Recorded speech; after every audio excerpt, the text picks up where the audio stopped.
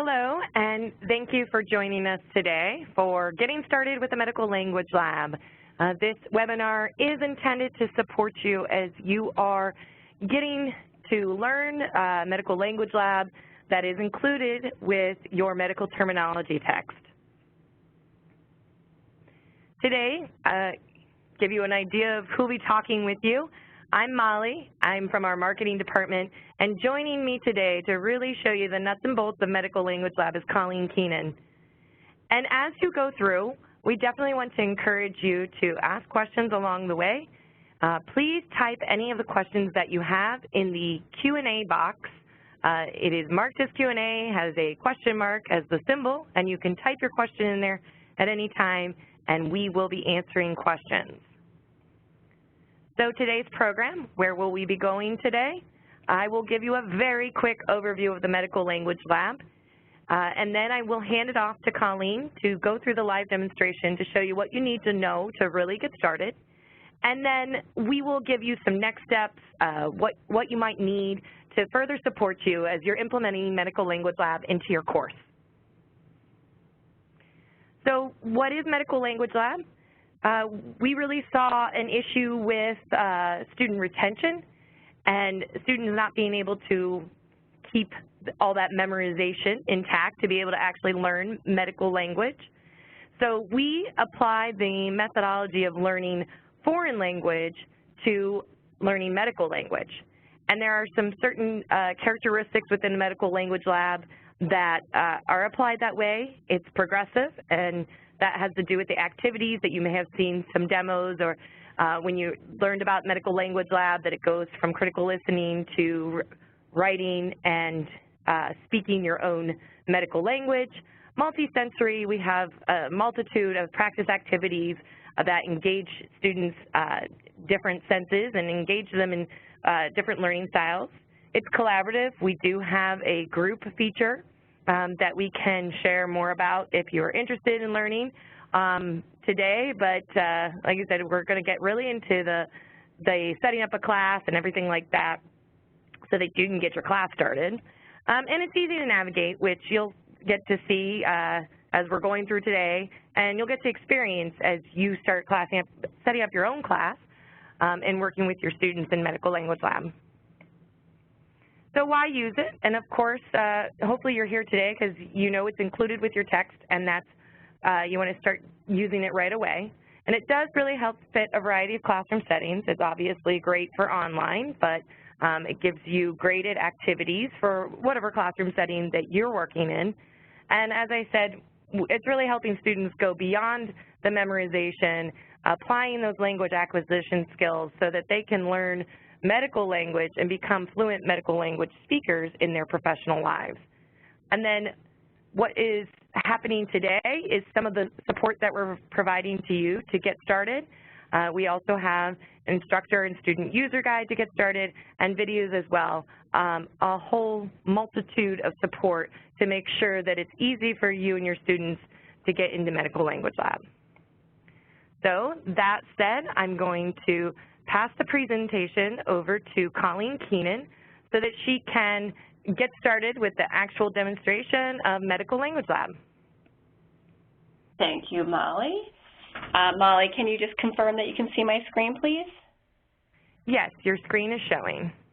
Great. Okay, everyone, so thanks so much for joining. I'm going to go through the nuts and bolts on what you need to do to get started using this. Step one, if I were you, is I would click on the link that says Preview Student View. I want to note one thing. You're looking at MedTerm Express. There are different titles within Medical Language Lab, so everything that I'm about to show you can be done no matter which title you're using. The functionality is the same. So that really is step one. Then, once you log in, click on the Preview Student View and take a look at the content as it's presented to the students. And as you're reviewing the content, bear in mind that you can customize all of it, and I'm going to show you how to do that. So after you've reviewed what's included within Medical Language Lab, how the exercises look, the next step that you'll do is you'll create a class, and you'll do that just by clicking on the red Create Class button. So the good news is that if you've looked at the content in Medical Language Lab and you decided, I love it all, I want it all, I don't want to change a single thing about it, the good news is this is the only screen that you need to touch. So you would give it a class title, a description if you wanted. The class start and end date are the first and the last days that the students can submit work to your gradebook, but they don't lose access to Medical Language Lab once your class ends. The next option, auto-enroll students. This is a really handy feature. It's basically where you tell this tool, any student with this unique ID, just go ahead and let them in my class. I don't want to manually approve them one by one by one. The other option is to import grades. So think of it this way. You've got the law of the averages, right? There's always going to be that one student that works ahead. If you click off auto import grades, you're telling the tool, bring in any work they've already done. Don't make them do that work a second time. And you click Save and Continue. So from a setup standpoint, if you decide not to do any customization at all, you're looking at under a minute to create a class. And that really is step one. Create the class within Medical Language Lab, get that unique ID, share it with your students, and then all of the work that they do will come through to your gradebook. However, you can customize, so let's take a look at some of those options. Option one is you can adjust the pretest. So let's say you decide, I don't really need a pretest for my students, I just want to take it off the menu. You could just, with a single click of the button, remove it, and the students aren't given the option to work on something that you don't want them to do.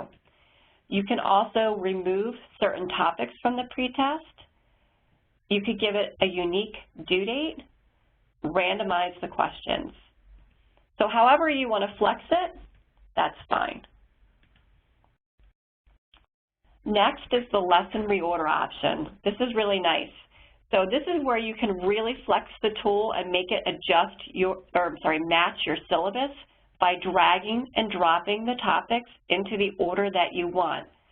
If there's a topic or a lesson that you're not going to cover, if you drag it to the right, again, just think of it as taking it off the menu. If you're not going to cover it, remove it from the student's view so they don't waste time working on something that you won't review. All right, then you can go a little further and do some lesson setting adjustings.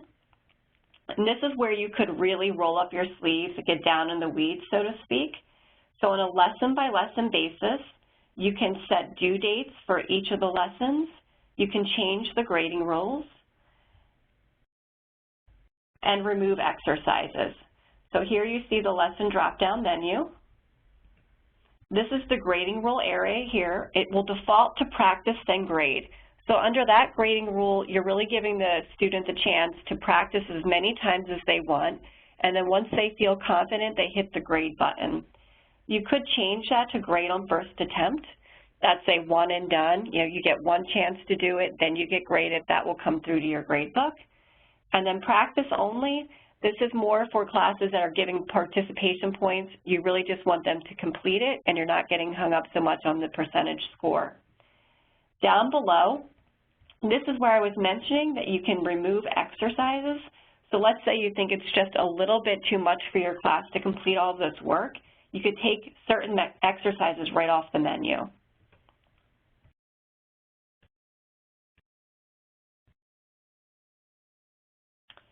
Okay. The next thing that we'll see is there's a pre and a post test within Medical Language Lab.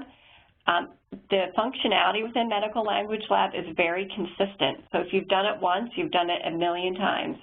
Those same type of customization options that apply to the pre-test also apply to the post-test. So you could remove it from the menu, adjust some of the topics so that they only focus on certain areas, and randomize the questions. Once you've done all of that, the class overview is a great tool to kind of gut check yourself and make sure that you set your dates up correctly. Everything's where it belongs. It's in the right order. So from a time setup standpoint, I think you're looking at, if you decide to use it out of the box, a very minimal effort, literally less than a minute or so. They're going to flex the tool to its full extent, putting in dates for every lesson, maybe about an hour of time, and that will mostly be spent kind of checking your calendar against our calendar. So class customization and creation is what we just covered. I think I'll hit the pause button. Molly, do we have any questions on the functions I just showed? No, we do not have questions at this time. Okay. So following your natural workflow, you've created your course, you've done your customization. The class ID, this is really a critical step that you remember to give this class ID to your students. Once they enter your class ID, they're going to start enrolling in your class. You'll notice over on this, where it says students, I have this little number. That's alerting me that I have students waiting to be enrolled into my class. So when I click on this, here are the students waiting to be enrolled. I could select all and bring them in or accept them on an individual basis. And down below is my roster. So if you ever want to kind of tick and tie, make sure everyone from your class is where they need to be, you'll click on that students link. My tip to you is just make it easy on yourself, and when you're creating the class, click that auto enroll button, and then they're automatically brought into your class, and it's one less thing for you to do.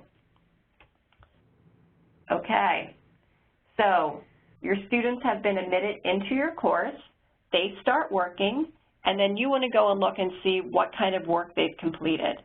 This is where your gradebook comes into play. So I'm going to go ahead and click into this. And what you need to know is, number one, our gradebook is compatible with most learning management systems. So you see this Export Gradebook button right here. If you click on this, there's a drop-down menu which gives you access to most LMS systems. Think of it like this. You're going to download your gradebook from Medical Language Lab and then upload it to your learning management system of choice. It's going to come through as a spreadsheet. Within Medical Language Lab, to view your students' work, just remember your View Details button. It will allow you to drill down to the most granular level, including how the students have answered certain questions. So you'll note for this particular student, they're kind of chugging away working at the work. Here's the time spent. If I click on View Details again, I get a little bit further into the work, and I can see how much time they're spending on an exercise-by-exercise basis. Now this student, really 3 seconds on an exercise, they're clearly just clicking their way through, so you'd probably want to talk to them. Note that once this work is complete, you do have the option to overwrite a score. So let's say a student's work is late and you want to take away a few points, you can adjust that however you need to. And again, once the work's complete, that link becomes live and you can see how the students perform down to the question type. Okay, Gradebook is kind of a big feature, so let me pause here and see if there are any questions. We do not have any questions. I just want to interject about if you have multiple sections for your medical terminology classes and you do the auto-enrollment, it's really imperative that you give the correct class ID to each section because that is going to be all that they need then to be enrolled using that auto-enrollment to your course. So you really want to make sure that if you have multiple class IDs for multiple sections, that students have the correct class ID to be entering. That's a really good point. Thank you, Molly. Okay. So the other thing I just wanted to note before we move off of the gradebook is the class view option. So this is just another way to slice the information. So let's say you want to say, did everyone complete the work on the first lesson and you want to see the work across the entire class? Just click on that class view button right there. A couple of housekeeping notes and some good news for administrative purposes. If you're in a program that has more than one instructor teaching, there are a couple of things you'll want to take note of. Option one is this clone class feature. So think of it like this. Let's say Molly and I are co-instructors. I might say to Molly, I'll take the lead on setting everything up within Medical Language Lab, and I'll do all the customization. Then I can clone or copy that class out a second time so that all of that customization carries through. Once I clone that class, from my dashboard, I can invite my fellow instructor into the class by clicking on the instructor link and putting in her email. So I'll click on the Add New and populate with her email. The nice thing is that when you're the owner of the master account, you can control what kind of permissions Molly would have. So she could have read-only permission, read-write, that type of thing. This is really not only a convenience, but it helps ensure that you're all teaching the same content in the same approach. All right. The other thing to note is that Molly mentioned at the front end of the call that we've got a lot of different support material. You've probably seen the Getting Started manuals. You may have even seen some videos. If you ever lose those, they're right at your fingertips under the Support Center. So you can pull those up and use them as needed. So those are really the high notes on how to create a course within Medical Language Lab and how to hit the ground running in a couple of weeks when your class starts. Does anyone have any questions? We haven't had any questions come through, and we certainly want to keep this consideration of people's time. I did also want to add about the cloning class that whether or not you're working with a co-instructor, it's a great feature if you've spent the time to customize a class, because you can clone a class again, in that scenario of having multiple sections, but you can clone a class with the content that you've selected, and then the work that you would do in the next term, you would have to change your due dates, but all your other settings, kind of the content you selected, the activities you selected, the grading rules, all of that would be cloned, and it would be less work for you in the end. Great. Should I hand the ball back over to you, Molly? Yeah, sure. And hand that back over to me. Maybe that will give us a chance to see if anyone has any additional questions while I'm also wrapping up. Okay. So as you move forward and you get into Medical Language Lab yourself, Colleen pointed out the support center that shows you where you have a ton of information. There are icons within the Medical Language Lab, the little help question mark icons that you can get very quick help at the time while you're in there setting things up. We have additional support should you need it at any time. Our technical support is available 24 hours, but we provide the email there for both our customer service and our technical support. But if you are on Medical Language Lab, there's also ways to get to additional support should you need it. But we are here to continue to support you and help make sure that you are able to integrate Medical Language Lab into your course. It is a very powerful and convenient tool for you to be able to integrate. And of course, as we move forward, if you would like to have additional questions when we sign off or contact us after the webinar or immediately after the webinar, we can also answer questions that way. So we do not have any additional questions. I think this is probably great for anyone who's trying to prepare, that we could keep it respectful of their time. So with that, I would say thank you, and thank you for your time, and let us know how we can be of assistance.